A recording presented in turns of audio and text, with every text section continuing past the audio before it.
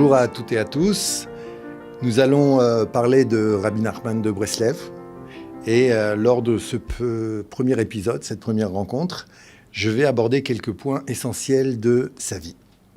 Rabbi Nachman est né en 1772 en Ukraine, dans la ville de Mezhibouch, qui est la ville où habitait le Baal Shem Tov. C'est d'ailleurs là-bas que le Baal Shem Tov est enterré.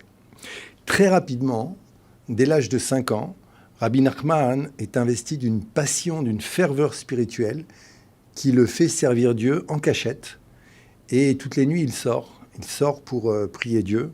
Il sort se recueillir sur la tombe de son ancêtre, le Baal Shem Tov.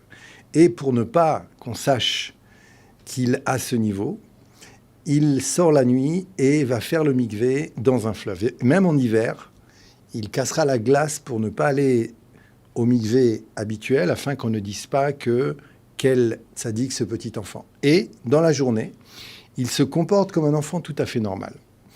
Rabbi Nachman grandit et à l'âge de 7 ans, il commence déjà à mettre en place, à écrire les parties du Sefer Amidot, qu'on appelle aussi le livre du Aleph Bet. Sefer Amidot qu'il terminera à l'âge de 13 ans et dans lequel il a recensé toutes les règles de fonctionnement spirituel qu'on peut retrouver à l'intérieur de la Torah écrite et de la Torah orale. D'ailleurs, il a dit sur ce livre, c'est grâce à toi que je suis devenu Yehudi, que je suis devenu juif. Donc très tôt, Rabbi Nachman est une âme extraordinaire, exceptionnelle. À 13 ans, il termine le Sefer Amidot, il se marie et il a déjà des chassidim, c'est-à-dire des gens qui le suivent. Et Rabbi Nachman va continuer donc son évolution. Et le point qui va changer complètement la vie de Rabbi Nachman, c'est son voyage en Eretz Israël qu'il a entrepris vers l'âge de 30 ans. Il va en Eretz Israël et à l'âge de 30 ans, lorsqu'il arrive, après un voyage qui est raconté dans les enseignements, un voyage incroyable, extraordinaire, exceptionnel, dans lequel il a failli maintes fois ne pas arriver, lorsqu'il arrive en Eretz Israël et qu'il fait simplement 4 pas, Arba Amot, il dit « Ça y est, j'ai atteint ce que je devais atteindre, je suis prêt à retourner. » Si ce n'est que le shamash, l'aide qui l'accompagnait, lui dit « Je vous en prie, Rabbeinu, maintenant que nous sommes là, j'aimerais bien que nous allions visiter, pèleriner des endroits. » Et Rabbi Nachman a accepté, mais de lui-même, il était prêt à repartir. Et donc, il rentre en Ukraine et il dit que tout ce que j'ai pu enseigner avant de venir en Eretz Israël me fait un petit peu honte par rapport à ce que j'ai compris maintenant, simplement en étant dans la terre d'Israël. Et c'est là qu'il va dévoiler la majorité des enseignements qui sont compilés dans le livre Le Likutei Moharan. Et ce Likutei Moharan, donc, qui est un petit peu le corpus de tous ces enseignements, l'œuvre majeure.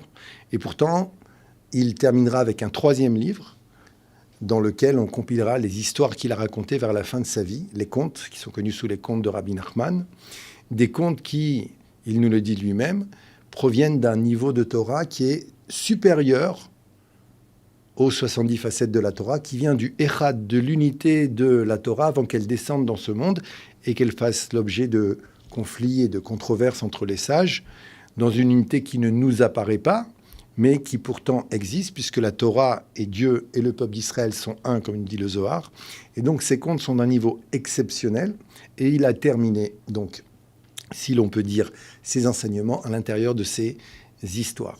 Rabbi Nachman est mort en 1810, c'est-à-dire à l'âge de 38 ans, et pour comprendre un petit peu sa grandeur, il faut savoir que lorsqu'il avait 18 ans, son élève principal, qui s'appelait Rabbi Shimon, est venu le voir pour lui dire qu'il faisait un voyage.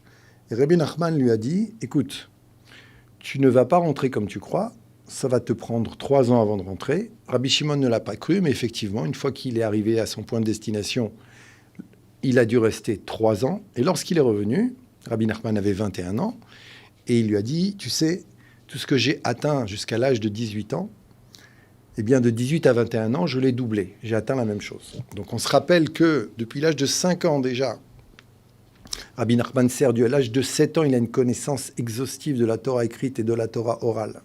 Et il n'arrête pas de grandir et de se renouveler. Donc, à l'âge de 18 ans, il a des chassidim, on parle de lui.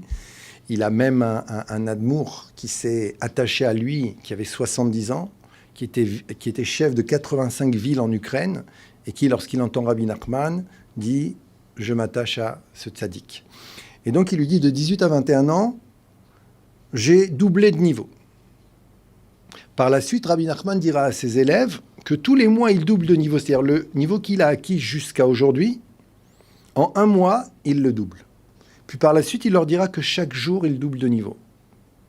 Et vers la fin de sa vie, il leur explique qu'à chaque seconde, ce doublement a lieu et que maintenant, la raison pour laquelle il quitte ce monde, c'est parce que le corps qui contient son âme ne lui permet plus de continuer à se développer, à grandir, à atteindre les secrets de la Torah pour nous en faire profiter, et que maintenant il doit partir de ce monde à l'âge de 38 ans.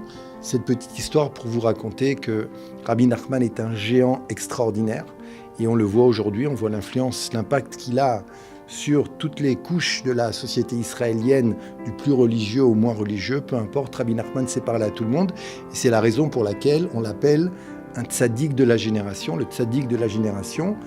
Ça veut dire quoi, tzaddik de la génération, tzaddikador? Ça veut dire quelqu'un qui a des réponses pour les problèmes et les enjeux de notre génération, comme on le voit aujourd'hui. Je vous dis au revoir et je vous dis à bientôt pour le 2e épisode.